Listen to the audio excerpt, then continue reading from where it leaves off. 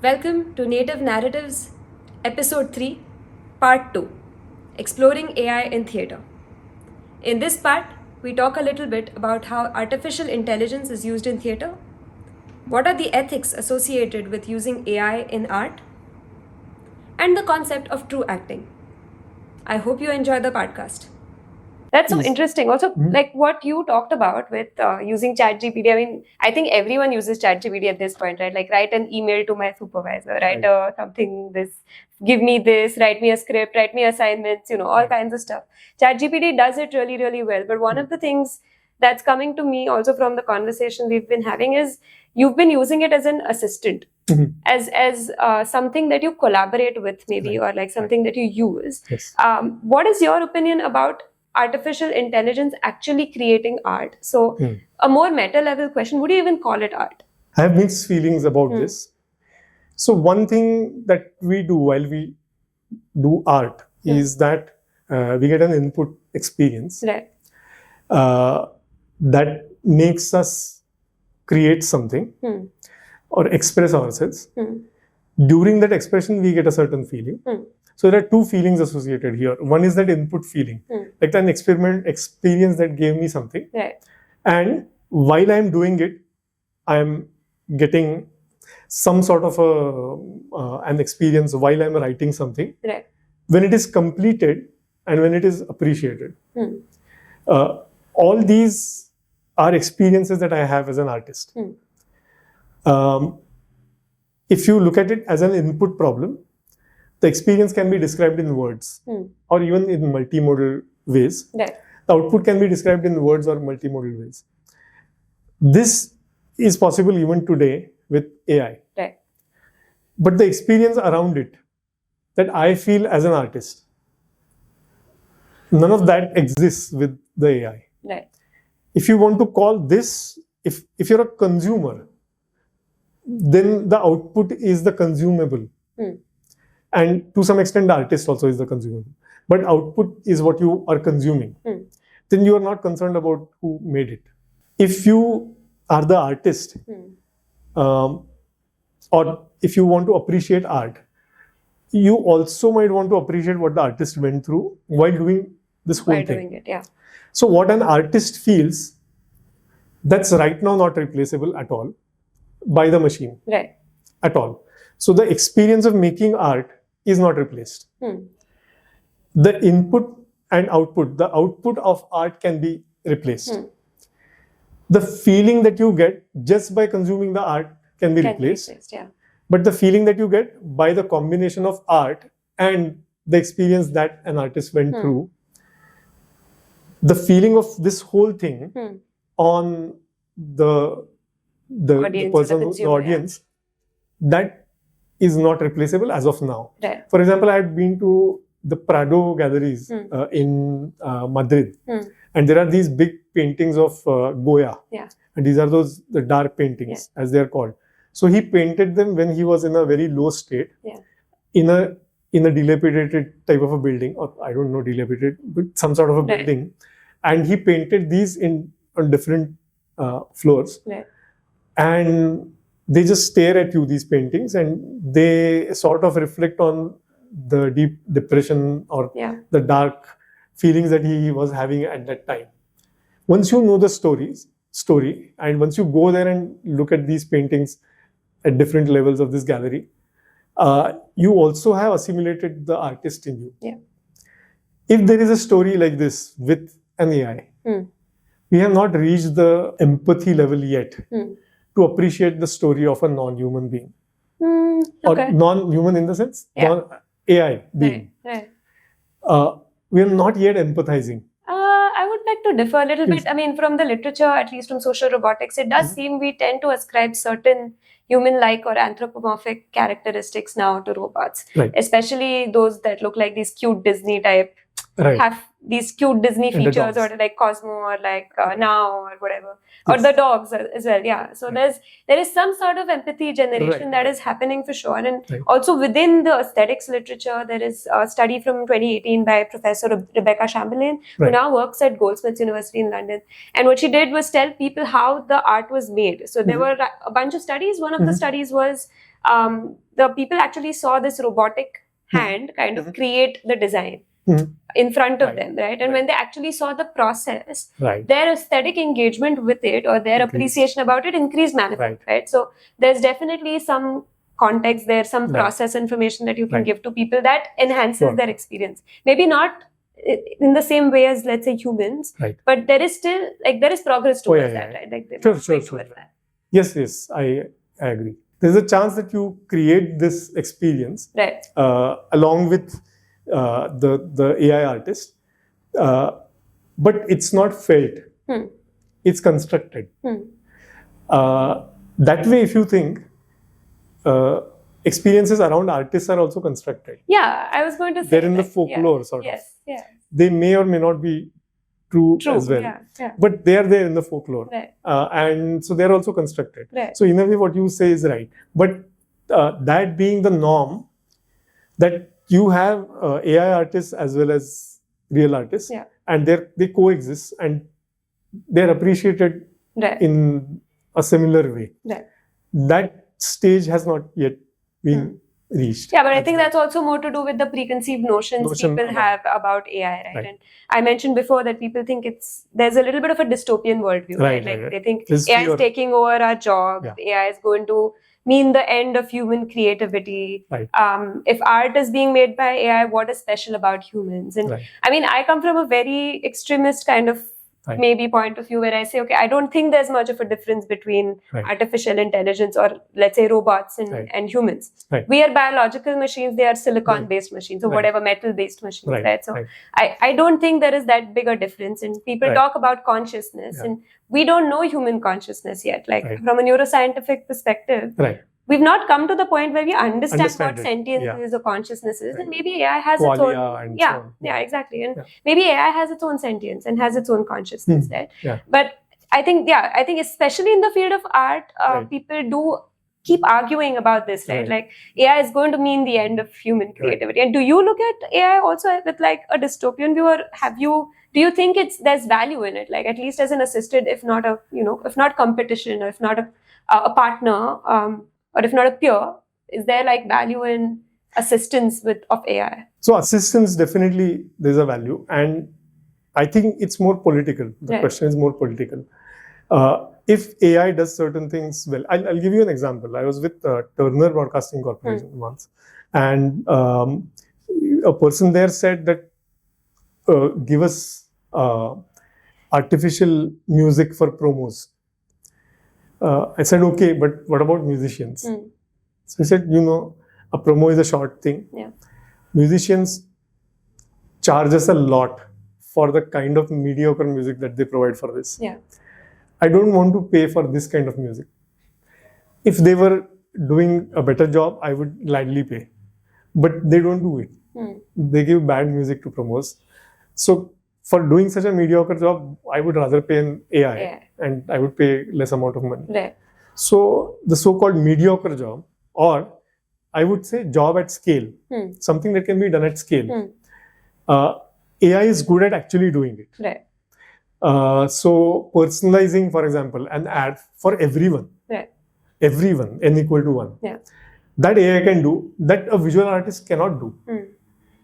It's not humanly possible to do that. So those are the places where the use of AI is great, I would say. As an assistant, I have seen visual artists nowadays saying that I don't have time, I just need to do something very quickly. I'll just do Mid-Journey, I'll just get this thing, send it. They are okay with that. So they also understand that they're utilizing their time better. And probably the client didn't really want great art anyway to begin with. So I think people are also recognizing that there is a synergy that can be obtained. I think that kind of synergy is a possibility. Then at that point, then the only thing that like human art is kind of better or like differentiates human art from AI art, assuming AI gets to the point of being exceptionally good, which it already is good, quite good, and over years it's only going to get better. This is the worst that we're going to see, right? What we see today is the worst. 10 years down the line, it's going to be exceptionally better. Right. So at that point, the only thing that's then human in the human-made art kind of sector is the artist's experience. Everything else is replaceable, right? So the artist experience, that's the thing, that the artist experience from the artist point of view, I think it is irreplaceable. Right, that's what I mean. So I've been looking at these two things separately. I look at it from the artist's point of view and say that no, AI cannot do that. While I'm writing a play, even if the play gets produced in say 1 hour versus it gets produced in for me it is 3 to 5 days. Right. So 3 to 5 days while writing, I get through a lot of satisfaction during the whole process. I get a lot of pleasure during the whole process, which I don't want to give up. Yeah. But I can say that because I'm not getting paid for it. Right. So if you're indulging in art for art's sake, there's no worry. Yeah. You can still do that. If you don't know art, but you want to indulge in art for art's sake, you can do that using AI. Yeah. So you're expressing yourself in a way. Right. So democratization, the word, to some extent, of certain things. Absolutely. But it's also adding to the creative process, right? Like for me, for example, I'm a dancer. Now I've learned dance for, I don't know, as long as I can remember, let's say 25, 26 years. When I actually experimented with computer-generated dance, it added to my choreography, right? So I was doing something and then suddenly AI told me, or like computer told me a different way of looking at it, which I'd never done before. So like in Bharatnatyam, for example, you use certain steps after certain steps because that's how you've been trained. Like there's a particular way the training works. And then suddenly AI is saying, hey, you can also do a different step. That's kind of following a very different step that you even didn't think of or you haven't seen in performances before. So there's a novelty element as well, right? So there's an addition to the process, even for artists who do it for art's sake. Right. And probably from next time you will find your own new ways of doing it. Because the Shastra says that you have to go for go like this. But because this was suggested, it opened a door, sort of, and you would do it by yourself later. So it does not keep you from doing your own stuff anyway. Like AI is not doing that. So when it comes to monetization of art, that's where the question is really. That who wants to monetize? How many people want to watch? How many people want to pay? How much content is needed? All these are the things that actually decide who will produce the content. Because sometimes it's not humanly possible to produce some amount of content, and it's not a business-wise decision to make humans produce the content in some cases. So people would pay less to the AI and get content produced, which is still consumed by humans. It's still monetized. So that's a business scenario. Absolutely. Really. And just like all other types of AI, you will probably find it also going in that direction. I do think though, like especially with content and ChatGPT, I mean, we generate quite a bit of content from ChatGPT, but it makes it like the prompts have to be accurate. Just any prompt doesn't work, you know. The prompts need to change. It has to be really. So I feel like eventually the future skill is not learning, is not rote learning, right? It's asking the right questions. It's being articulate with your thought. It's being, it's figuring out problem solving and getting the content that you want, as opposed to what ChatGPT will by default generate, right? So you want to do you have an idea and you want to get it realized. You can ask ChatGPT to generate code for parts of it, and you can actually put together applications in a day, 2 days, and so on. So I think it's, in a way, some amount of democratization is there also. So I like everything that happens in AI for the simple reason that I'm curious, and it's good to see certain things happening. And you would get your next set of questions because of that. So the curious part of me obviously thinks of that.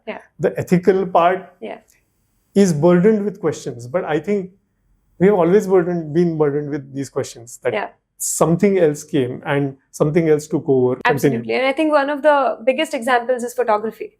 So when it started, it was looked down upon, like it was frowned upon, right? Like, hey, if I could paint someone realistically, that's so much value in me painting, let's say you sitting in front of me and me painting you, whereas me taking a picture of you, right? And now we're doing a podcast where someone's recording us. So that's become the norm, right? Like it's every day that happens that we use technology, like photos, everyone uses, right? So there's definitely, you know, the first instinct for us is this kind of fear or flight response. I'm going to run away from this or this. I'm scared of this. And then we kind of start assimilating it or using it in our lives. But I do think with AI, especially because it's so rapid, the change is especially the integration of ChatGPT into our day-to-day lives has been incredibly fast. So the internet revolution also changed life incredibly fast, but not still as fast as ChatGPT, right? And that's just one example, but LLMs or whatever else, right? Yes.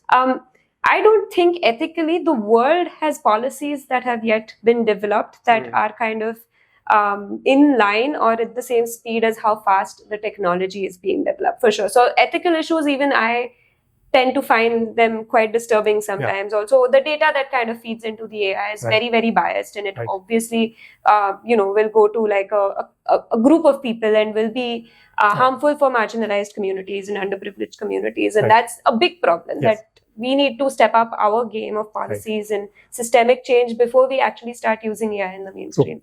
But I'm also a very curious person. So for me, AI is also very interesting. And I don't look at a very dystopian view, but I do feel like that's where philosophy and ethics need to kind of step up their game. So the dystopian part of it is going to come from other places, I think. Right. For example, the climate change. Those are the kind of things which will affect us much more. Right. The social media, for example, the so-called democracy, the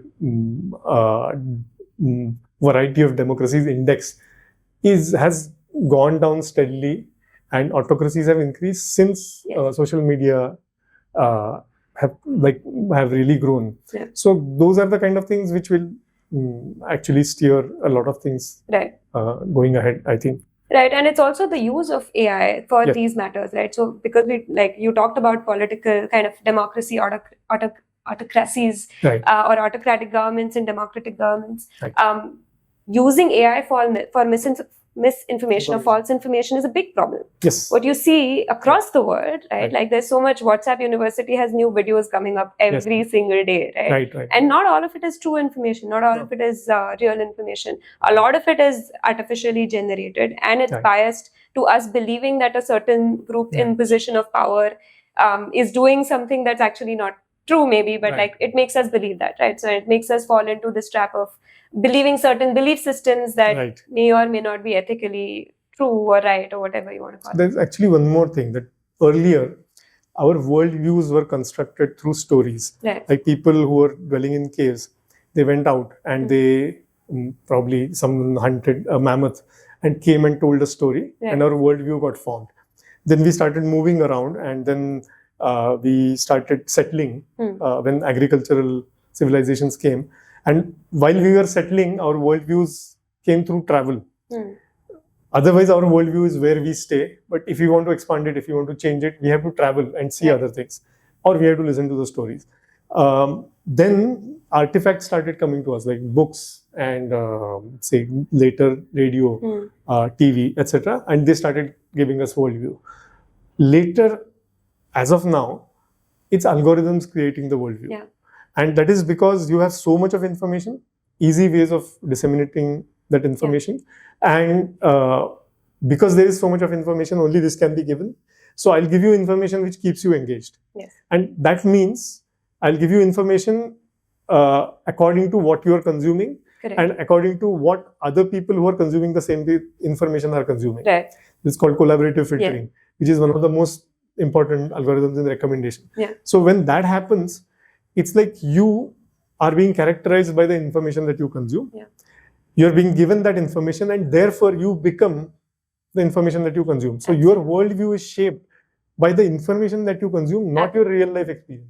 Absolutely. And you sitting here and I am sitting here, still we can have absolutely different worldviews because of the information that we are consuming 100%. Through algorithms. And that's where I think the one of the trouble. Right, and it's dangerous, right? Because it validates what I feel, what I believe, without me actually going out and looking at the real data. Because it's only the data that's fed to a particular set of people, let's say, or based on a particular set of content that we're viewing.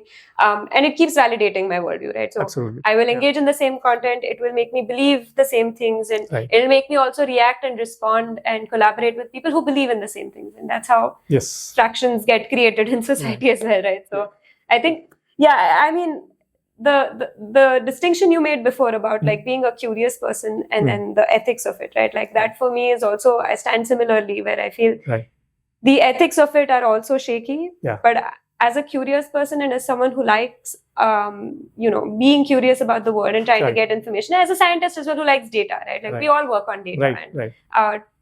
this kind of dichotomous or dissonance, I would say more like, Right. is always a little bit interesting. But my personal experience with AI or like with computer generated art especially has been very, very interesting. So Right. for me, it's very like, okay. And it's going to, like, it's not going anywhere, right? Like no Yeah. matter how much you stop it Yes. or how many like boundaries you put around it, it's not going to go anywhere. So it's Right. going to stay. Yeah. So the bottom line for me at least is that we need to step up our game as governments and as policymakers and people who drive systemic change Right. to figure out what's the best use case for this and Yes. how do we stay away. Even like the responsibility lies with the public, right? Right. Like what's the information I'm taking in? Right. Can I discriminate between false information and misinformation and true information? That's why like data-driven decision making becomes so important, right? Like anyway, but that's just. And they say that false information can only be countered by false information. It cannot be countered by real information Right. because you need 100 times the real information to counter false information. There's a law related to that. Okay. That you cannot counter false information by real information. You have to do much more effort to actually counter one bit of small information.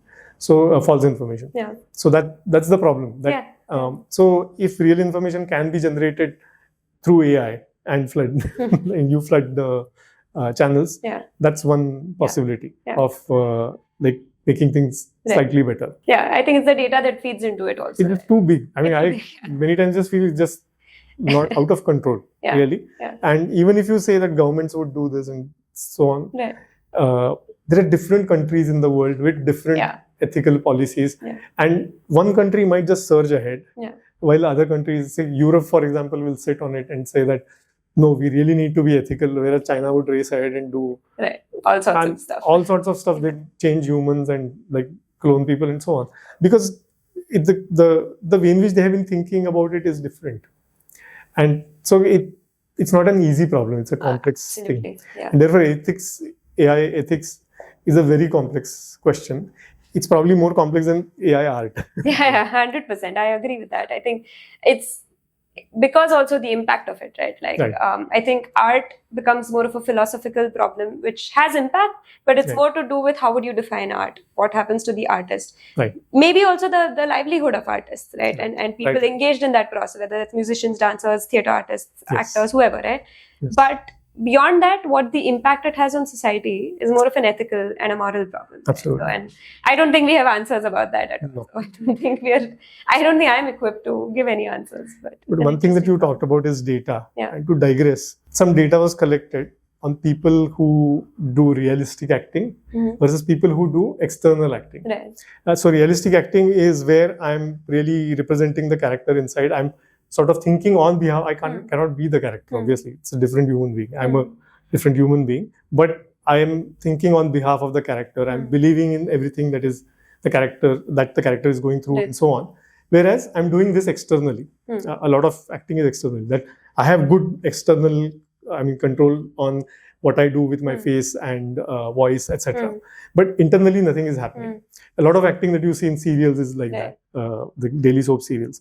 So they did actually their brain scans, and they found that the portions of brain which are responsible for self-consciousness are not firing in case of people who are doing it truthfully or realistically versus this. So I just found that very interesting. Yeah, that's definitely interesting. Share that with you. Yeah, no, that's from a cognitive neuroscience point of view also. That's super interesting. I've not read the paper, so please share it with me. Actually, we'll also link it to the podcast. Right. But that's super interesting. So by self-consciousness, do you mean like feeling conscious about yourself? So like the nervousness that you have, or awareness about yourself? I'll give you an example that I many times use that in workshops. That if we just sit still and listen to the sounds around us. So I'll just give a count of 5 maybe, and we'll just listen to the sounds around us. Let's see what sounds they are. 1, 2, 3, 4, 5. So what were the sounds? Birds tweeting, and then someone talking somewhere, traffic, the road, the friction, the tire my, in the road. my sound also. Yeah, your voice and the honking. Yeah. Who was really listening to these sounds? If we were to ask. And in a theater, workshop, you don't know whether it was you or the character. It could well have been the character. Because you are just doing the process of listening to something. And that is where you sort of lose the awareness of who you are for that brief time. When you're really doing something, you lose that self-awareness. That is a state that we want to achieve with respect to truthful acting, that you're really listening. I can actually do an acting of listening. Say, I can just do this, but I'm not actually listening. I'm thinking of whether the audience member here is actually paying attention to me or not, whether I remember the next dialogue or not. And what I think is that one of the enemies of actors is this self-consciousness, that they're too aware of their audiences, where they are, how they're doing, how is the other person doing, and so on and so forth. Whether they're too worried about themselves. And one thing that I often tell them is that the problems that the characters have are bigger than the problems that you have as an actor at that point in time. Typically, all scripts have problems which are bigger than your problems. Or at least different, vastly different. Different, or I mean, at that point, generally they are bigger. You don't typically write a script if the problems are not big enough. So, so that's why when I start actually doing things, my awareness of me as an actor there in that space goes down, and that looks realistic from the. I mean, it looks truthful, not realistic. Realistic and non-realistic are just flavors. Truthful and non-truthful is a quality. Like truthful is good and non-truthful is not so good. So, so it feels truthful. And most of the techniques, so the synthesis that I did with respect to the techniques is that most of the techniques engage your brain in something which doesn't have to do with you as an actor. It has to do with anything but that. So, for example, if I'm reciting a monologue of Tughlaq, so I'm Tughlaq actually, but for the monologue, I'm visualizing that I'm sitting in the garage and there is a lamp, and on the lamps are these tiny moths, and they're going around, and I'm just looking at them. One of the moth falls down.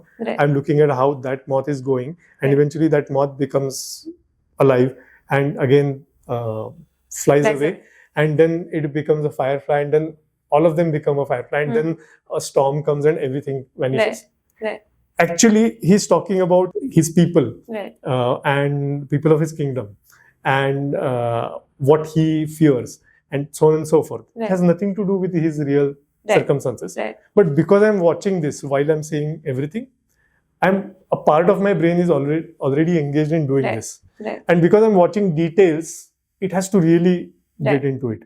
I'm not just generally, I'm not doing a very low-level visualization. I'm going into every detail. That actually has parallels with mindfulness. You know, how deeply you focus on one particular thing and the intentionality of in the moment. In the moment, exactly. Being present. So being present in the moment really helps with you losing sense of the sense of self, which is a problematic thing for an actor. That the sense of self, it causes a lot of insecurity. It causes a lot of problems. Am I doing right? You should eventually just think that this was just a character. Over. Performance is over. I didn't even realize what I was doing. So this is how we try to do. That's so interesting. Again, a parallel for dance is the concept of flow. Where you are in such a flow that you don't even realize when the dance is over, because you've actually stepped out of your experience to go into someone else's experience, done something and come out of it. But you still are in flow, like you're in tune with what you're doing, right? So there's two slightly different processes, but from a cognitive neuroscience perspective, there are like, you have automatic processes and controlled processes, and at some point, also because of practice, right? Like because you do it so many times, certain things become so automated that you don't necessarily even have to focus on them anymore, right? And then there are other things that you focus on at that point where this automatic movement just anyway continues happening. And then you've lost not lost is the wrong word because it has a negative connotation, Right. but you've kind of stepped out of like an out of body experience almost, Yes, right? yes, like yes. you stepped out of your body to become something Become else. something. Yeah. And there are other techniques also which rely on physicality. Right. Say, for example, there is something called psychological gesture. So what it makes you do is to do a gesture through your body in a very exaggerated manner. So for example, I'm an animal, right? I'm just doing Right. this. And my body just learns this, Yeah. this. And then I'm just doing it internally. So I'm just doing it internally, and all that it gives me is just coming out. Right. So my body is engaged in doing this, Right. but it cannot do it. Right. So it has to come out of something. Right. So the neuroscience of this would be really interesting, Yeah. is what I think. Yeah. And I 100%. think that truthful acting relies a lot on everything relies a lot on neuroscience, but truthful acting relies a lot on keeping the brain engaged in something which is not your a reality at that moment in time. So which is what I think bridges these two things really well. No, for sure. And I think it's super interesting because I think from like a neuroscience or a cognitive neuroscience perspective, there are, I mean, there's like 500 different theories about this, right? There's also in Indian aesthetics, you have the navrasas, which have the bhava and the anubhava. So there are certain things that you do with your body that display a certain emotion, etc., etc. Like the example you gave about the animal, where you like kind of clench your fists, let's say, or like whatever, and then you're trying to express anger, for example. There are certain rules to that also in Indian aesthetics. Yes. Rules or whatever. And from a neuroscience perspective, there's too many things at play, right? Like, so from a neuroaesthetics of dance perspective, you're looking at an action, you're experiencing that action. There's not just motor familiarity that you have, but you have visual familiarity with a certain action as well. And then there's emotions playing a role, there's reward playing a role, there's context playing a role. All of it together is generating my experience as an artist, but also my experience as a viewer, right? And there's too many processes that are essentially happening all at the same time for you to be able to be your best self on, let's say, a stage, or it could be in front of another person, could be a private concert, whatever, right? Like whatever the context, right? And there's, again, 500 theories on embodiment and how you embody these emotions and how you step out of them to experience something else. And I think that conversation can just go on and on and on. And that's also where I feel sometimes like AI has not yet reached that point, but will eventually reach that point of circling back to using AI and science in art. So two different AI beings will have this conversation. Yes. I can totally imagine that happening. Like, I think it's in the near future for us. It's already happening in some cases, right? So, yeah, maybe we are AI beings and our audience just don't know about it. Maybe these are automated voices that have been generated. Not me. Well, you don't know. Maybe I am ChatGPT-esque, but also a visual form that you're talking with. So, but thank you so much, Niranjan. This was a really, really great conversation, and I'm so grateful for you to join us on our podcast today. And I hope I enjoyed the conversation a lot. So I hope our listeners and viewers also enjoy it as much as I did. But thank you so much. Same here, and I hope that they really enjoy this conversation and they click subscribe, like, and everything else. Yes, please subscribe, like, do whatever. Follow us on Instagram and YouTube, and follow ARISA socials, and follow Niranjan Pedanekar on Instagram as well. Niranjan. We'll put it down at in the description link. But